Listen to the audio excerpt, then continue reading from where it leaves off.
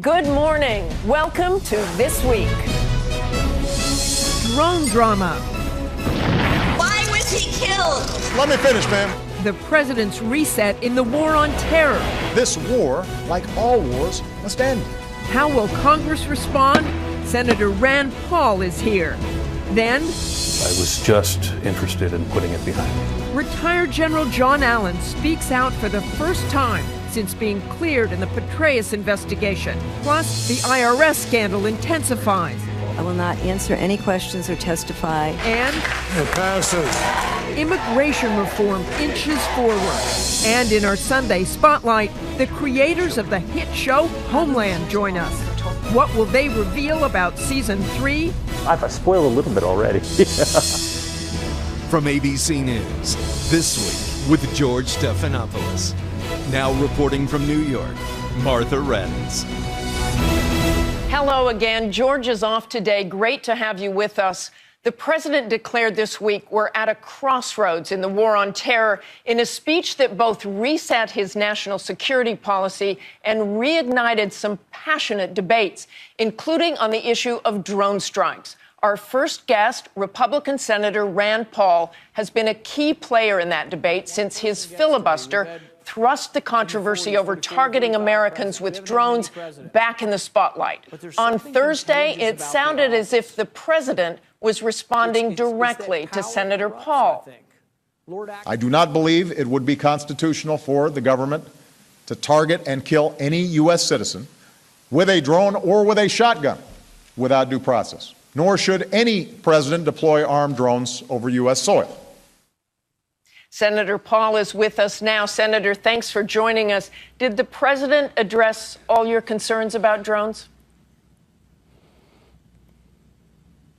Well, I was pleased with his words, and I was pleased with that he did respond to this. However, there still is a question in my mind of what he thinks due process is. You know, due process to most of us is a court of law. It's a trial by a jury. And right now, their process is him looking at some flashcards and a PowerPoint presentation on Terror Tuesdays in the White House. For a lot of us, that's not really due process. Well, one of the things the president did say is there will be rules for the drone strikes. He said targets pose a continuing imminent threat, only near certainty, no civilians hurt or killed, and not used to punish terrorists. That seems like a change. Yeah, but a lot of what's very important to myself and others is what the law says and how you should approach this. For example, it's not good enough to us that he's not using a power. We want him to assert that he doesn't have the power.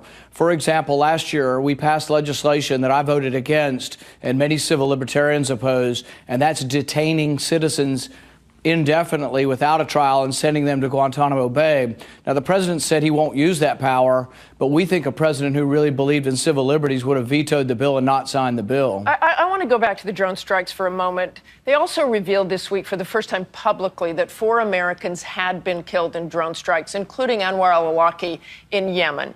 Should he have not been targeted by a drone? My preference would be that when an American commits treason, particularly if they're not actively involved in a battle, if you're an American fighting with the Taliban, you're going to be shot with no due process. That's what happens in war. But how do you go after someone like al-Awlaki if you can't get him? Let me finish my point. Let me finish my point so we can have a discussion. But if you are conspiring to attack America and you are a traitor, I would try you for treason. If you don't come home for the trial, I would try you in absentia.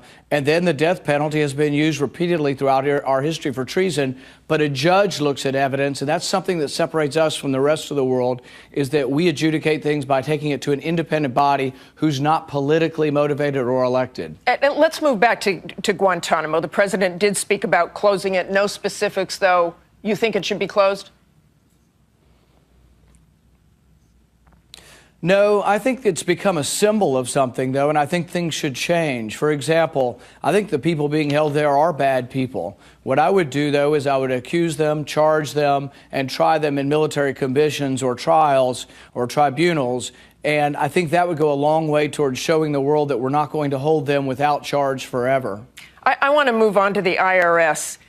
Do you believe that this was limited to the Tea Party, targeting the Tea Party, or do you believe there were other groups as well targeted? You know, I don't know. I don't know whether people were targeted for conservative religious values or just conservative political values, and sometimes there's an overlap. I think we have to get to the bottom of this. I think the constellation of these three scandals ongoing really takes away from the president's moral authority to lead the nation. Nobody questions his legal authority, but I think he's really losing the moral authority to lead this nation, and he really needs to put a stop to this. I don't care whether you're a Republican or a Democrat. Nobody likes to see the opposite party punishing you for your political beliefs, using the power of government to do so. You've called for a special counsel on the IRS. Do you see any evidence that a crime has been committed thus far? I don't think we know so far. The main woman from the IRS that's involved has taken the Fifth Amendment. She's no longer cooperating. So I have called for her suspension. The president did respond to that, and he has suspended her. However, he's still paying her, so I don't want that to go on forever. I think there needs to be a speedy resolution to this, and I think the president is in danger of losing his moral authority to lead the nation if we don't get to a resolution. Now, he says he's going to listen to his commissioner, new IRS commissioner, in 30 days. Well, the investigation's been going on over a year now, so I would think it wouldn't take very long. And if he goes beyond 30 days and if no one is fired over this, I really think it's going to be trouble for him trying to lead in the next 4 years. Let's move to immigration. Would you support the bill, the Senate bill that made it through committee this week? I support immigration reform. At this time, I think the bill needs to strengthen border security. It also needs to expand work visas. The main problem with illegal immigration is that we don't have enough legal immigration. This bill, because it was negotiated with the unions, actually lowers the numbers for work visas. That's exactly the wrong direction to go. So I will support a bill that fixes it, and I do want to support a bill.